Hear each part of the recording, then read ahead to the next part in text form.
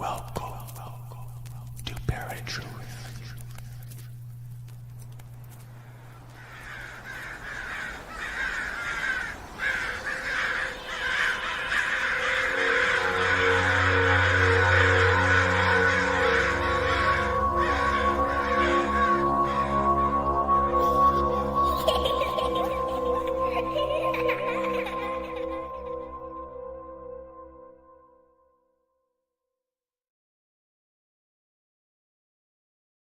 How's it going, ParaTruthers? Welcome to a brand new episode of ParaTruth Reborn. This is a pre-recorded show on 107.7 FM New Orleans, 105.3 FM on the Gulf Coast, and United Public Radio Network.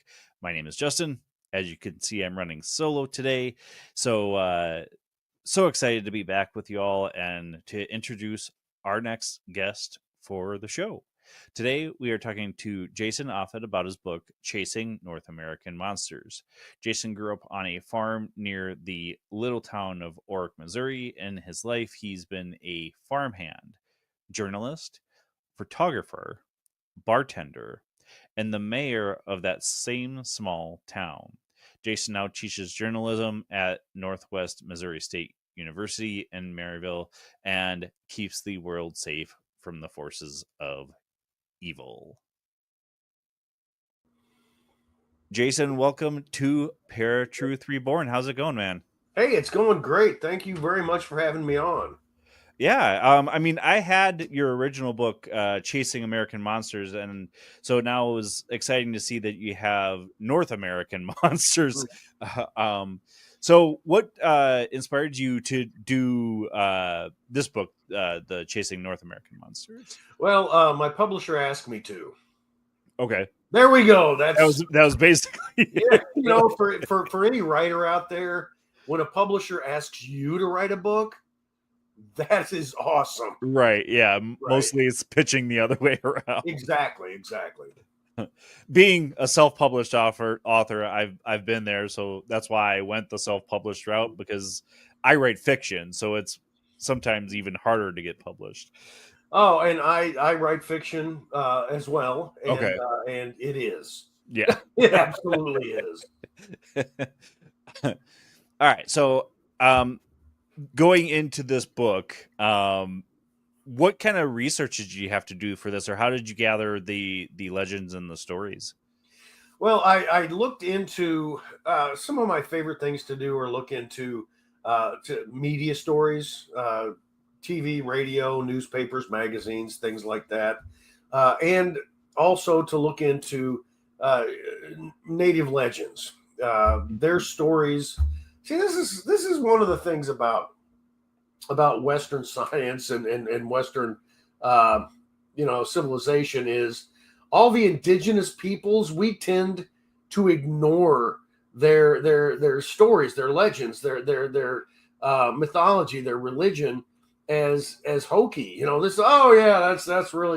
That's really fun, that's really cute. But so many times we find that, hey, wait a second, they were right. Why didn't we listen to them? Right. And so I go to a lot of indigenous sources as well. Okay. Now, which monster or cryptid story surprised you the most in this book? Ooh, surprised? I don't know. I've been dealing with cryptids for a long time. I don't know if surprised is something that I can be anymore. One of the things that I found interesting is this had to do in a lot in the Caribbean and in Central America. A lot of monsters, be it Fae type creatures or Bigfoot type creatures, have their legs are backward, their feet are backward, their knees are backward. And the legend is that they can, whenever they're walking through the forest and leaving footprints, humans don't know whether they're coming or going because the footprints are backward from where they normally should be. I find that absolutely bizarre and hilarious at the same time.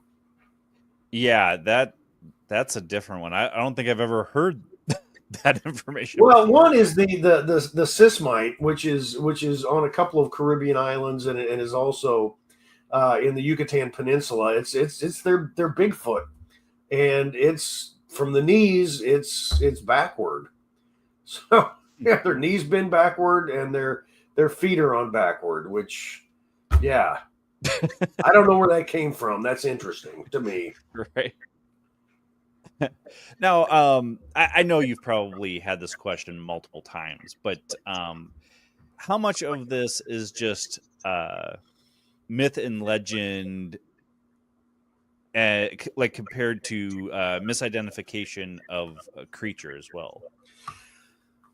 I'm not going to be able to give you a percentage of cases on this, or a third of the book or anything like that. It's there are quite a few that are simply legend. There are some creation legends. There are some a lot of monster legends that are obviously parents didn't want their kids to stray too far from the house or from the fire or from the village because they might get lost in the woods, sort of thing. And these stories were to scare them enough to keep them home. There were quite a few of those, but there were also a lot of stories. Actually, most of the stories are people believe them. Mm-hmm. People have either seen these creatures or know someone who has. Right. Well, and so, I mean, that kind of leads me to my next question. Bigfoot is one of the cryptids that is probably one of the most popular throughout all cultures outside of the dragon as well. But there's so many different theories on what Bigfoot is and what its capabilities are. What is your take on Bigfoot? My take on Bigfoot is that I got a big take on Bigfoot. If there's any creature out there that is a cryptozoological creature that's going to be found, I think it's going to be Bigfoot. There's so much evidence, not just firsthand encounters. I mean, those fascinate me, but we all know what a witness is. A witness is somebody who tells you what they think they saw. Witness testimony is not, it's not that great. But footprints with dermal ridges, I mean, enormous footprints with dermal ridges, nobody's going to fake that. Mm-hmm. The Skookum cast, oh my gosh, it had the tendon in an ankle and the heel print and a butt print, and there's also DNA evidence. People have found scat and hair and all this other fun stuff. I am convinced that the amount of evidence, physical evidence, for Bigfoot, if this was a murder trial, somebody would go to jail. Okay, so I really think that Bigfoot could be real. However, there's a lot of issues with Bigfoot.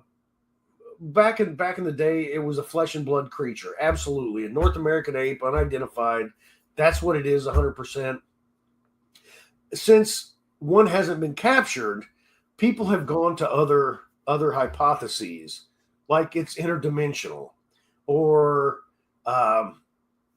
it's spiritual, or something along those lines, or it's a pet that got loose from a UFO, whatever.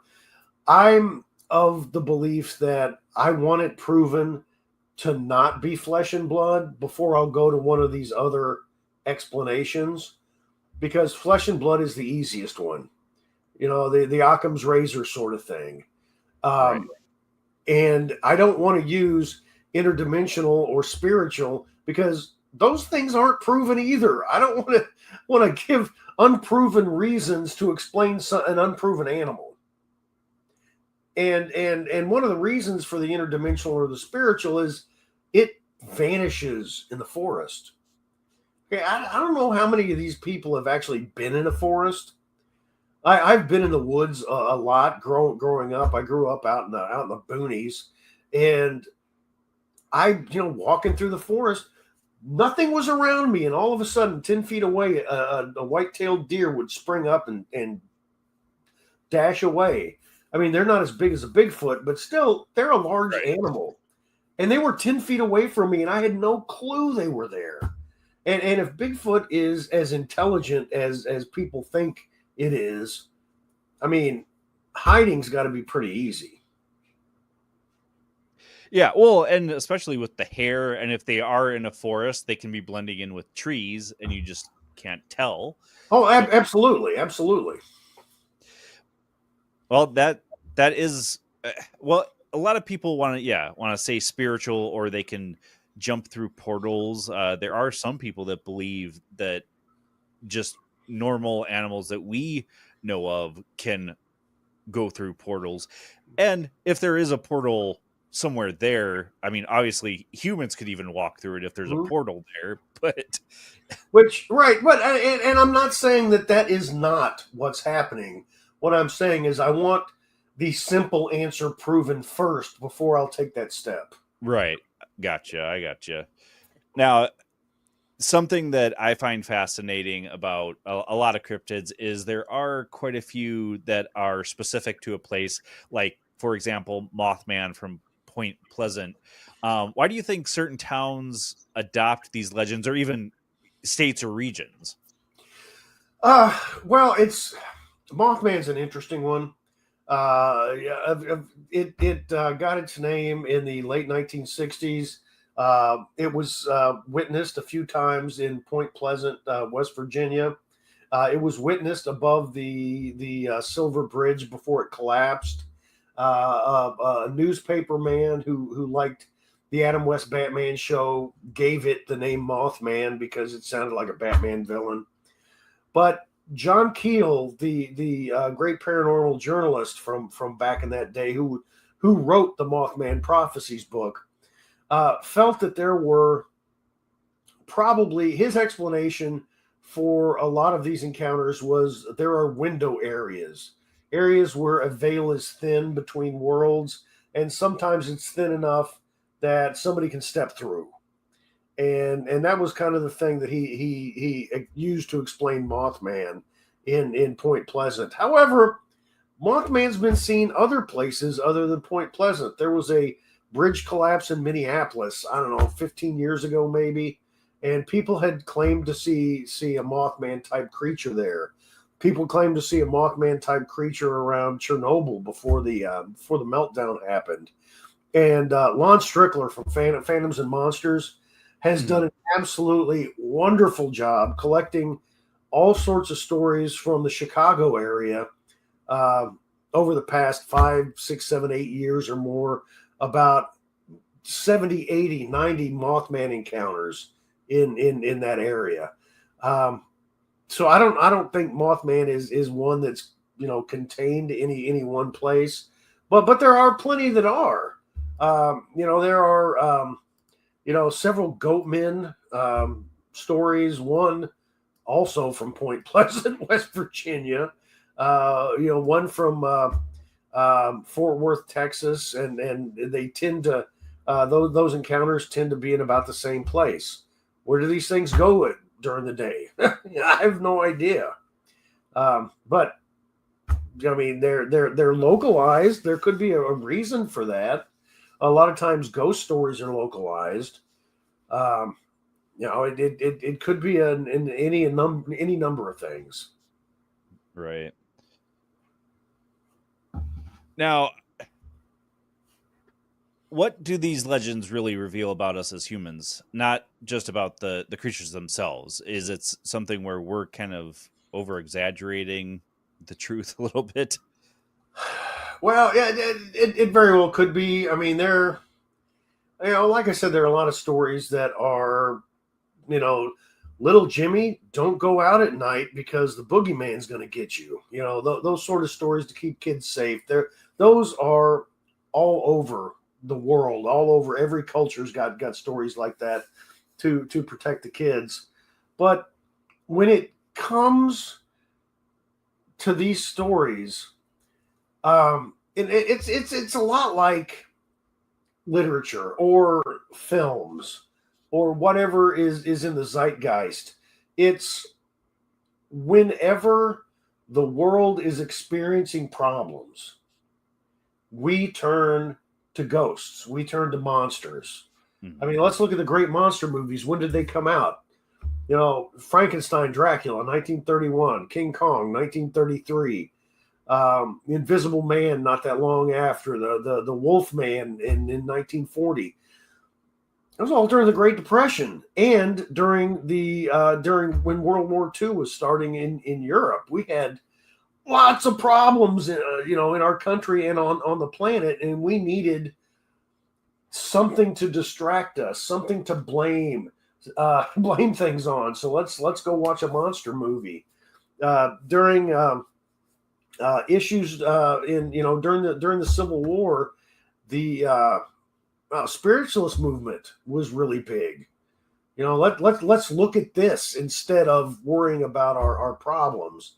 That has something to do with it. You mentioned, are we misidentifying things? I mean, absolutely we can. Humans misidentify. I mean, how many times have you stayed? Has your audience stayed at somebody else's house? Maybe you're sleeping on the couch, and you wake up in the middle of the night and you see a man, a dark shadow of a man standing in the corner, and you're terrified. And when you wake up, you fall back asleep. But when you wake up the next morning, there's a coat on a coat rack. Right. Right? Yeah, that's misidentification is fairly easy. However, taking a step back to Bigfoot, one of the explanations a lot of skeptics have is, it's a bear. Bears walk on their hind legs. Right. Yeah, I don't think anybody who describes seeing a Bigfoot has actually seen a bear. they don't move the same at all. Well, but I think something to take into effect for that particular instance as well is fear can play tricks on the mind. So what you're remembering is not exactly what happened to. Right. Going back to witness testimony is not perfect in any stretch of the imagination. Right. Yeah. Right. But if I'm talking to somebody, if I'm interviewing somebody about they were driving, through the country, Mm-hmm. and all of a sudden, this huge, dark, hairy shape walks in front of their car. What else would that be? Right. I mean, some eyewitness testimony I think is probably true. There's a lot of it that's probably misidentification. I was just talking to some of my students today about pareidolia, the fact that the human brain is designed to make patterns where there aren't any, and we see faces everywhere. Heck, in my great aunt's house when I was a kid, across from the toilet, if I can get there, across from the toilet, the wallpaper, there was Richard Nixon's face was in the wallpaper. Total pareidolia, but you know what? That looked like Richard Nixon to me. Yeah, I mean, I've had it happen too, but I'm also a medium, so sometimes I see faces, and they are probably there, just nobody else can see them. Right. So, pretty valid question here for you. How has investigating monsters changed the way that you see the natural world? Oh, it hasn't. It hasn't at all. I mean, I've been wrapped up in monsters ever since I was a very young child. We had a TV. We had an independent TV channel out of Kansas City, Missouri. I grew up just east of there, and on Saturdays, man, the entire day was monster movies. And I'd watch that the whole day until my mom kicked my butt outside to go play. But other than that, I was watching monster movies. grew up on In Search Of with Leonard Nimoy, talking about the Loch Ness Monster and Bigfoot. And I've absolutely been fascinated. But I've also thought, if they're real, people see these. Why aren't they real? Why can't they be real? Why shouldn't they be real? And I just have always thought that they are part of the natural world that we haven't, science hasn't discovered yet. Okay. Now, I asked you about Bigfoot. What are your take on the different lake or sea monsters that you hear about? Lake Champlain here in the U.S., Loch Ness, Ogopogo. What's your take on that? It really depends on the lake. In researching my first book, Chasing American Monsters, I found a few lake monsters that were located in man-made lakes. I'm like, well, how the heck did that happen? Right. It didn't. I mean, why? What are they trying to pull here? There's no way that there's a monster in that lake. It was dammed up and made in 1934. Okay, there's no way there's a plesiosaur there. Right. I really don't know. There have been so many sightings. Ogopogo, there have been a lot of sightings over the years. Of course, Loch Ness. Actually, I've proposed a class, travel writing class, at my university to go next summer over to the UK to look for monsters, and we're going to spend our last day before we fly home on Loch Ness looking for the monster. But I think some of these lakes are big enough that they can hold a creature that's large enough to be called a monster. Because when you have sea life or anything in the water, whatever it is kept in, you can have goldfish in a bowl in your house, and they're going to remain 3 inches long. Right, the size of the vessel, right? You dump them in a lake, these things are going to grow to be like 20 pounds. Mm-hmm. Enormous. Loch Ness is huge. Lake Champlain is huge. Where Ogopogo is also big. There could be something large there. The only thing I have against any of these lake monsters is they've been seen for so long. Loch Ness especially. I think the first sighting was in like 700 B or AD. Mm-hmm. So it's there's got to be a breeding population. Right. You're not going to have a 2,000-year-old monster or a 1,500-year-old monster, whatever. It's got to have a breeding population, and there haven't been enough sightings for a breeding population. Now, when it comes to the ocean, that's a completely different story.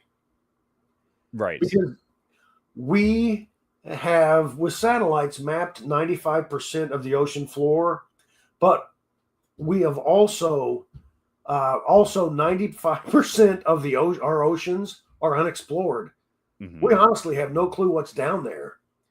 We know a lot of things, but science discovers about 18,000 new species a year. A lot of them are, insects, little lizards, but a whole bunch of them are sea life. Mm-hmm. Because we don't know what's down there, and we keep finding things. Could there be a plesiosaur in the Pacific Ocean somewhere? I think there probably could be. One that comes to mind is the Cadbrosaurus. It is along the northern Pacific coast, Northern California, Oregon, Washington, Alaska, British Columbia. These things, it's a like 30, 40, 50 foot long snake-like monster that or sea creature that has been seen for hundreds of years. There are Native American petroglyphs in Washington of this creature, along with creatures we actually know about. and we actually have a picture of it. There was one pulled from the belly of a sperm whale, like back in the 20s or 30s, and a photo was taken of it.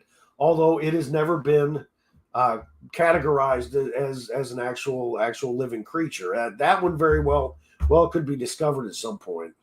Right. No, I said Cadbrosaurus, not Cadburysaurus. It's not chocolate. I would say we're not close to Easter yet. So yeah, right. Now, how do you separate genuine eyewitness accounts from just tall tales or even hoaxes? Oh, hoaxes make me extremely angry. Mm-hmm. I mean, I remember, oh God, I don't know how many years ago this was, but Tom Biscardi said in Georgia he found a man who killed a Bigfoot. And I saw this on the news and I got so excited. Yeah, I don't want a Bigfoot shot, but you know what? That's going to be the only way we're going to, determine that they exist. And when he finally released a photo of a Bigfoot in the freezer, it was like an orangutan costume filled with hog intestines. I mean, that completely ruined everything, for all the other Bigfooters out there. I remember that one. Yeah, I remember watching it multiple times, and I mean, of course, I was super skeptical about it, but at the same time, I'm reaching out to my co-host who wasn't here today because he's a cinematographer, so he has a very analytical eye on how to pick up fake. So I asked him, and he didn't think it was real either. So I know. I mean, it doesn't just ruin things for cryptozoology. I mean, everything in the paranormal it casts a shadow on. Right. And that's so when it comes to hoax, I mean, hoaxes, it's extremely frustrating. Anything that I think might be a hoax, I have not covered in any of my books. Okay. I stay as far away from those as I possibly can. I stick with people who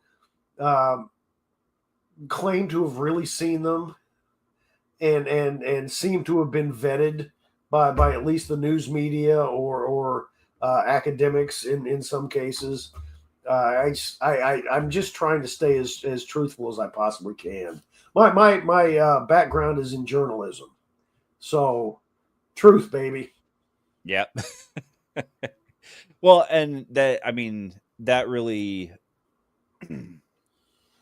any type of hoax, whether it's cryptid or even people hoaxing that their house is haunted, because I have heard of that happening before. We're us, meaning paranormal investigators or podcasters, are trying to reach the truth, and that puts so much obscurity and cynicism on the paranormal when we're trying to make this like a very science, a science, and that just pushes us back so much. It really does. I mean, the eye of the public, it discredits everyone. I just when it comes to hoaxes, I'm really big into UFOs. Man, when Balloon Boy came out, do you remember Balloon Boy? Balloon Boy. I remember the Bat. I remember the Bat Boy. I don't remember Balloon Boy. No, but Well, Bat Boy was from the Weekly World News. I mean, it was obviously, and they're still telling Bat Boy stories, which are hilarious. But no, Balloon Boy. It was, I believe, in Colorado. A dad claimed that his young son had been kidnapped by a UFO. Okay. And he had a picture of the UFO. And when it came down to it and the investigation, to find this boy happened, what they discovered was a UFO balloon was flying, flying over Colorado. And the young boy was found hiding in a closet upstairs. It was a complete hoax, but it grabbed media attention for a couple of days. Right. It's it's just it's embarrassing when people do that. Yeah, 100%. What obscure cryptid do you think deserves more attention? Ooh, more attention. I'll tell you one that deserves less attention, which is chupacabra. Mm-hmm. I've come to the conclusion that that's absolutely bunk. But which one? Man, that's a great question. Well, one, I don't know if I'm going to call this. I guess I'll have to call it a cryptid. Is giant catfish. Mm. There are catfish in Italy, or is it Spain? I think it might be. No, it's Spain, and in Southeast Asia that grow up to 600-700 pounds. They're huge. But people for years have claimed that in the United States, that in some big lakes there are catfish that big at the bottom of the lakes. And Mark Twain in his autobiography, it was a memoir. I don't know if it was if he wrote any more memoirs. It might be his complete autobiography, but Life on the Mississippi is what it was called. He wrote of a river devil that the local Native Americans would talk about, and it was a giant catfish that would come up out of the river and turn boats over and do all sorts of havoc. I interviewed a conservation agent in southern Missouri. There's a lake, one of the lakes in the Lake of the Ozarks down there, they caught 180-pound catfish that is on display, and that catfish has a bite mark on its back that dwarfs any mouth from any fish that we know of. So it kind of looks like there are giant catfish in our lakes, which makes me kind of skittish to go water skiing.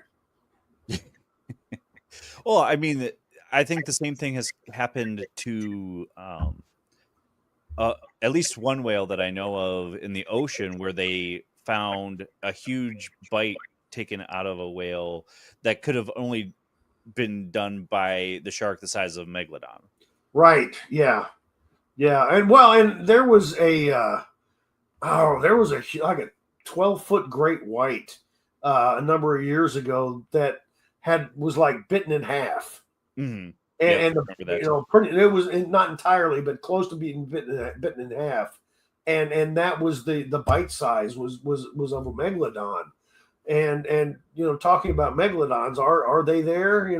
Again, our oceans are enormous and we don't know what's down there. There is a shark that was seen in the Gulf of Cortez. It's been seen a number of times over the decades upon decades.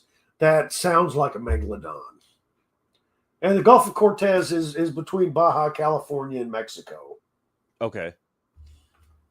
Would the depth be that or deep enough for something like that to live there? I don't know. The ocean's pretty darn big. It doesn't mean it doesn't have to stay there. That's true too. Yeah. It's like my wife and I took our kids to the Gulf Coast down in Mississippi to go to the beach and hang out. None of the kids had ever been before, and my wife and the older two were out in swimming, and they were out there a little bit too far, and I yelled. I'm like, "Come back! There might be sharks." My wife said, "There's no sharks here." And about 20 minutes later, a guy surf fishing down, just down the beach, reels in a shark. Oh, shit. I'm like, yeah, of course. It's connected to the ocean, honey. There's sharks out here. So, yeah. The ocean, anything can be out there. One of the stories that absolutely fascinates me has to do with the late Norwegian anthropologist Thor Heyerdahl, who in the early 50s, I think it might have been the late 40s or early 50s. Okay. He had a hypothesis that islands in the South Pacific were populated by people from Peru, because there were some words that were the same in their language. There were some architecture was similar. They had some plants that were native to South America, to Peru, that were out in the islands. And people, his colleagues said, no, that can't be, because they only had these balsa wood rafts. They didn't have the technology to sail 4,000 or 5,000 miles. So to prove his hypothesis, he and a few other Norwegian scientists built a big balsa wood raft, just like the ancient Peruvians did, and they set sail. And they made it all the way out there, a few thousand miles. But on the way, it wasn't in any shipping lanes. They were in the middle of nowhere. And Heyerdahl wrote in his book Kon-Tiki that there were lights under the water that followed the boat. And there were also at night, lights would come. And also at nights, there would be like volleyball sized or soccer ball sized lumps that would appear beside the boat. And there were eyes that were staring at the boat. And he had no idea what those are. Honestly, I don't know what they are. I interviewed a marine biologist about this thing, and he didn't know what they were either. So again, ocean, big stuff, we don't know. Right. Now, have you found any new monsters that most people haven't heard about yet? No, I found old monsters that people haven't heard about. I don't know so much about new ones, but most monsters are pretty old. Mm-hmm. One of the things that I did find, and I wrote about in this book, if we can go back to Bigfoot for a second, Mm-hmm. would you mind? Okay. With my first book, Chasing American Monsters, and with this, Chasing North American Monsters, and I will add on to this, my book coming out next September, Chasing the World's Monsters, fingers crossed, Volume 1. There are cases of three-toed Bigfoot. Okay, I can understand a five-toed Bigfoot. Mammal, 5 toes, ape-like 5 toes. Sure, I get that. Right. But let's start in Louisiana. The Honey Island Swamp Monster was a Bigfoot that was seen a number of times back in the 60s and 70s. It left three-toed footprints. Let's go just north to Arkansas to the Folk Monster, which the movie the Legend of Boggy Creek was made after. It left three-toed footprints. Let's go upward to Missouri, the next state up. Momo, the monster from the Bigfoot from Louisiana, Missouri, which is also on the Mississippi River. All of these follow the Mississippi River.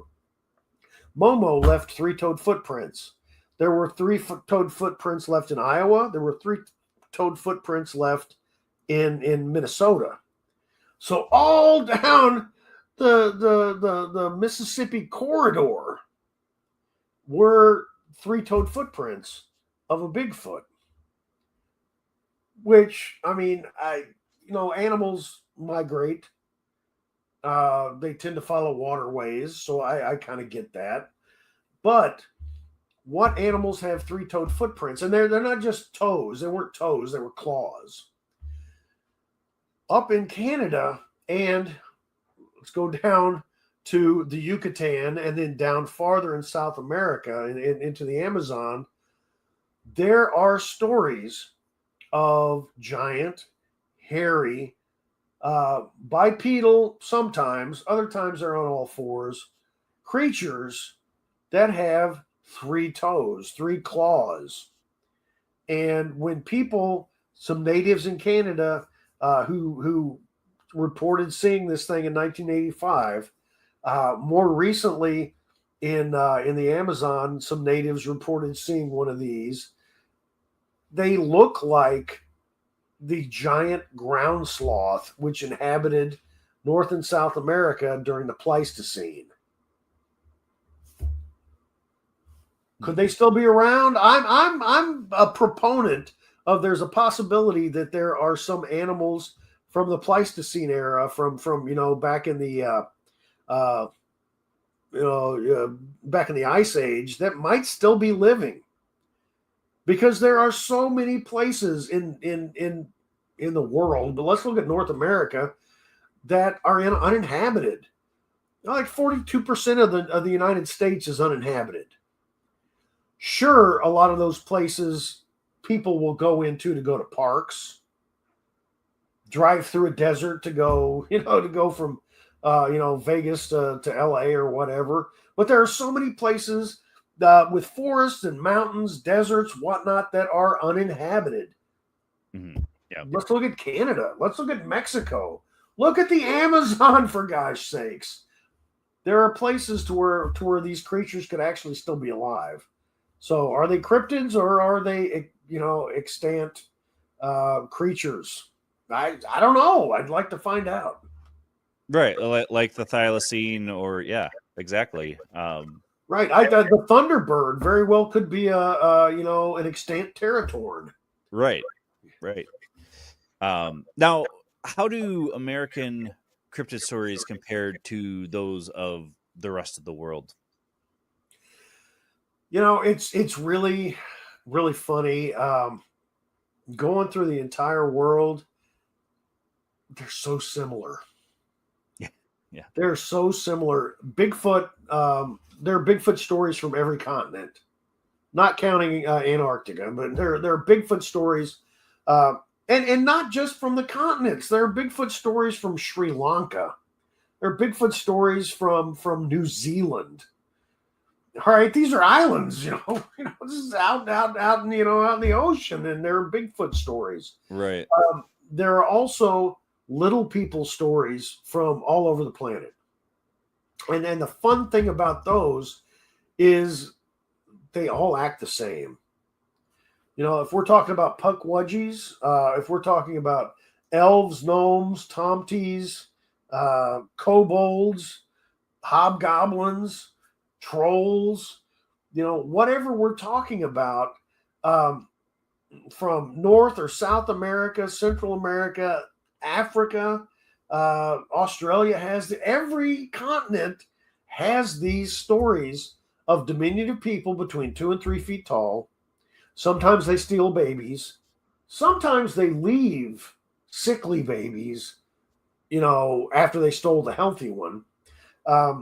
They generally have big noses and big ears. They dress like the natives. They have bows and arrows. They're either magical or poisonous. They can turn invisible. They can start fires. They will help people if people are treating nature right. They will, if people are treating nature poorly, they tend to lure them out in the middle of nowhere and drop them off a cliff. And these stories are worldwide. One of the things that is absolutely fascinating was in the early 2000s on the Indonesian island of Flores. There was a story about the Ibu Gogo, and that is translated to mean grandmother who eats everything. The story from the locals was these 2 to 3 foot tall humans with big ears and big noses would come into the camps, steal babies, and run away. And they figured they ate them. And, Western science was like, oh, yeah, this is a cute story. Until in the early 2000s, they discovered a cave with fully grown humans that were 2 to 3 feet tall. Wow.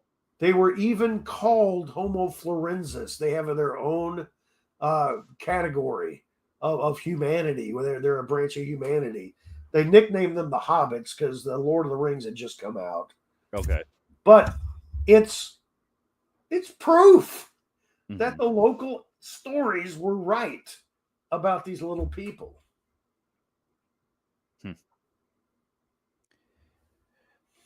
Do you think modern technology like trail cams, drones, DNA analysis will eventually prove or disprove these creatures?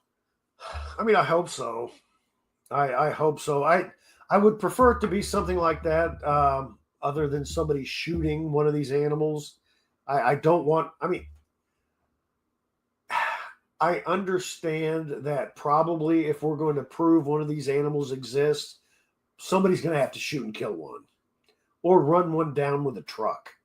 Um, but I would hope that through a trail cam, although it seems like Bigfoot's too smart for trail cams, or a drone, or DNA, that one is going to be found.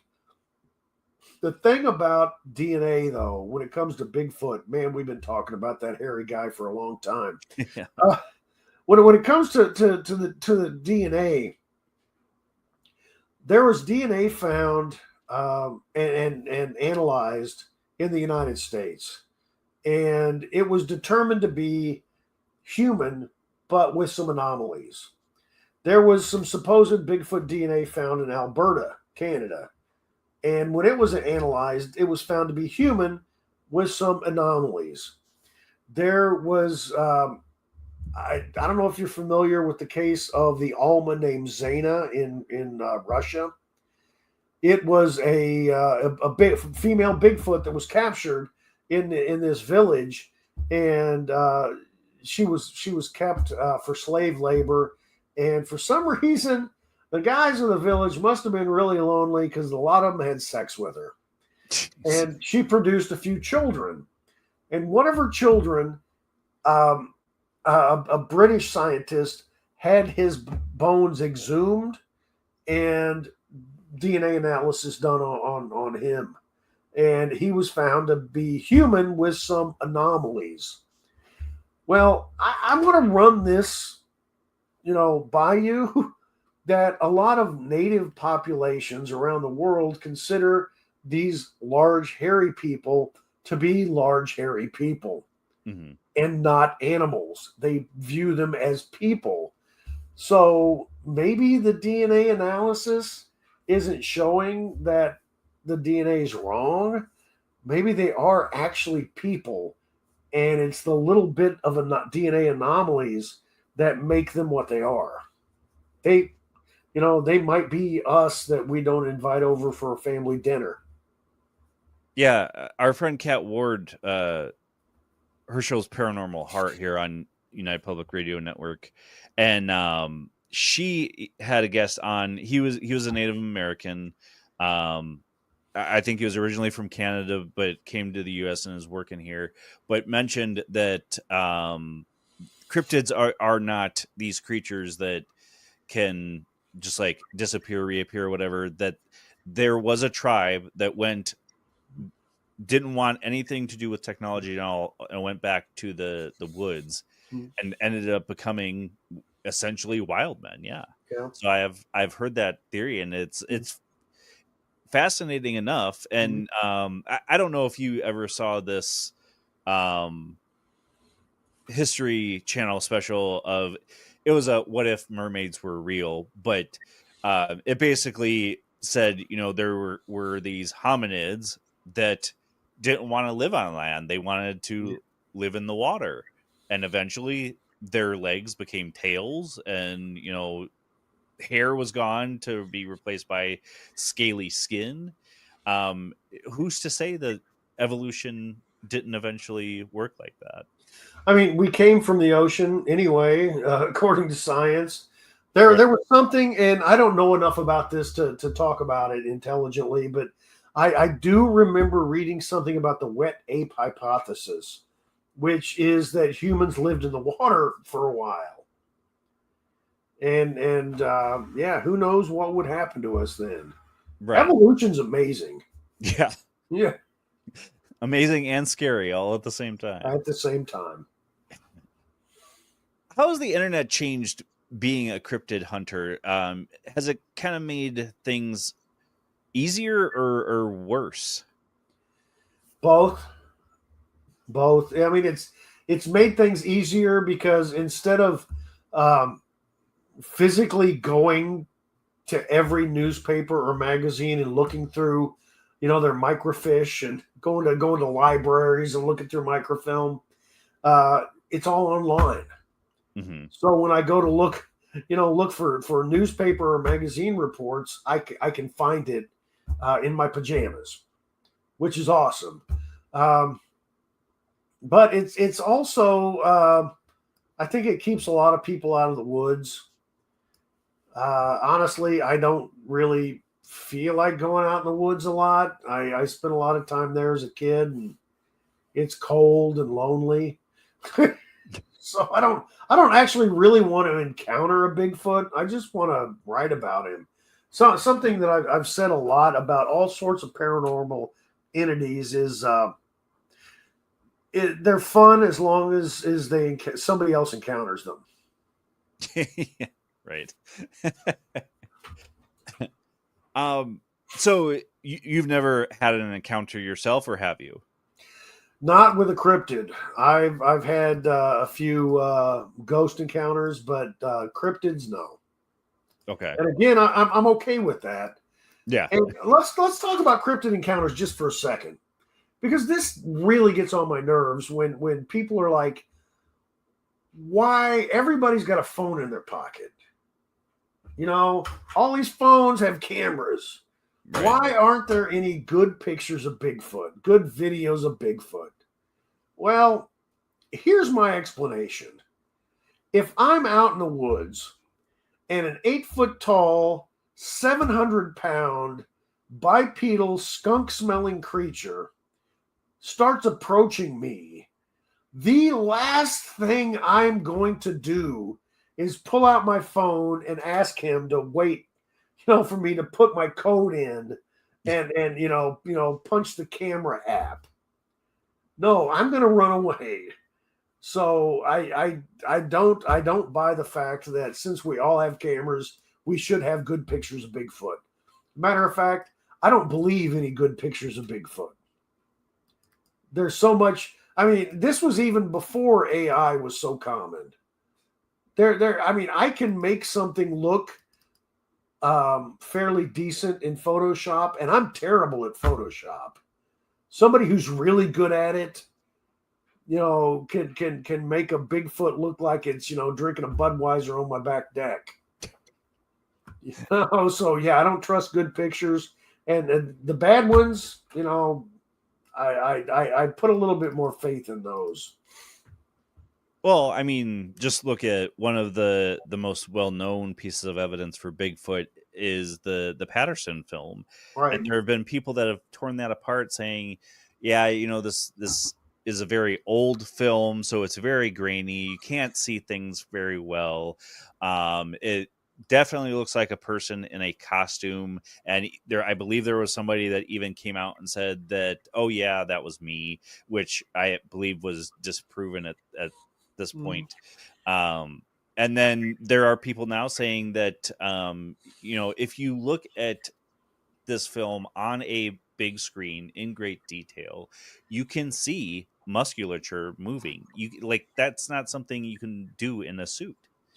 The best ape makeup at that time was a year later in 1968's The Planet of the Apes. Mm-hmm. And it was not that good, right? As the Patterson Gimlin film. Yes, you can see musculature. One of my one of the things that I will say about the film is, about it being real, is the fact that in 1967, if you are going to be a hoaxer, are you going to give it boobs? Right. You are not going to do that. You're not going to make it a female. It's going to be a male Sasquatch. That's going to be easier to do. Right. So to me, that's more telling than anything else. Well, and so before we wrap up, I wanted to get your take on Dogman, because I've heard a theory recently that I've kind of, before I even heard it, was kind of thinking myself, is that Dogman is on the same genetic line as Bigfoot. They've just gone feral. What are your thoughts? Oh, I don't agree with that, because dogmen descriptions are different. I mean, they're big, they're hairy, they're scary, they got teeth, uh, but they're not physically structured like a Bigfoot. They Okay. don't have. I mean, some Bigfoots have an ape-like muzzle, not like dogmen are described. Dogmen have a wolf-like muzzle. So I don't think, if dogmen exist, and in fact, okay, let me go with this. I'm not saying any of these creatures exist. I'm not saying I know exactly what anything is. Anybody who says I know exactly what Bigfoot is doesn't have a clue. Mm-hmm. All right, but dogmen fascinate me only for the reason that a friend of mine who I trust encountered one. He saw a dog man. He was in his truck when he saw it, and the thing stood up in the middle of the road when he honked at it, turned around and looked him right in the eyes, and walked off of the road into the forest. And if it wasn't for that, I would discount a lot of dogmen encounters, because to me it just doesn't make sense. Mm. A big ape makes sense for some reason to me, but a bipedal dog, I mean, that's a little bit too strange. But like I said, I mean, there's got to be something to it. Linda Godfrey, who is sadly passed. Yeah, we love Linda. Yeah, Linda was terrific. She, when she first talked with the somebody from the sheriff's office, it might have even been the sheriff, about this dog, this werewolf encounter. He was like, "We got a whole file on it. Do you want it?" There aren't that people are not going to report seeing something like that unless they saw it. Right. Which a lot of these things, like the lizard man of South Carolina, that one, nobody's going to report that unless it actually happened. Yeah. All right. Well, we are getting close to the end, so I want to give the mic to you to tell everybody where they can find you, find your work. The mic's all yours. All right. Yeah. My website is jasonoffutt.com. My books are there. My books are also all at Barnes and Noble, Amazon.com, Books A Million, any place that sells books. I also write novels, which are fun to me. And if anybody has any questions or comments, I'm on social media: Facebook, Twitter, Threads, Blue Sky. We're on all of them too. Mastodon is apparently a new one I've never heard of before. I have not gone on Mastodon. I have opened a TikTok account, although I haven't done anything on it except for sample strange ice cream. Yeah, I mean, TikTok is basically a death scrolling for me, but we do have a TikTok as well. I know. I didn't want to do it, but my publisher's like, "You really should." Okay, maybe I will. Well, but yeah, then the next step is actually making content to get out on there to, get the word out and stuff. And that, I mean, that's as difficult as doing Facebook and Instagram. So, right. But anyway, that's where you can get a hold of me. So yeah, again, if anybody wants to ask a question, make a comment, or tell me a cryptid that I might be interested in, please do. Absolutely. Jason, thank you so much for being on ParaTruth Reborn, and we will definitely have to get you on again when Eric can be on, so that he can talk cryptids with you as well. I'm sure you're not done writing books yet, so I am definitely not. And Justin, thank you so much for having me on. This has been a lot of fun. absolutely. And I love your ghost shirt. Thank you. I appreciate it. All right, folks. I hope you enjoyed the interview with Jason Offutt. His book is Chasing North American Monsters. Make sure you check that out. We did have a poll for this episode, and it was a very interesting spread as to the answers that we got. So we had the question of do you believe in cryptids like Bigfoot, Mothman, or lake monsters? And the answers were absolutely, some yes, just myths, not sure. We had one absolutely. We had two yeses, or some yes, I should say. That was me and Eric. None that said just myths. One person that said not sure. And then our friend Steven Spears in our Facebook group put misinterpreted experiences, which we talked about here. So get in on the conversation.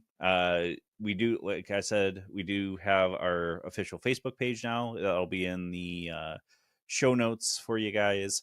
And yeah, check us out on YouTube, Spotify. Make sure you like, share, subscribe. Again, this has been a pre-recorded show on 107.7 FM New Orleans, 105.3 FM on the Gulf Coast and United Public Radio Network. Make sure you check out Paranormal Heart. That's Cat Ward.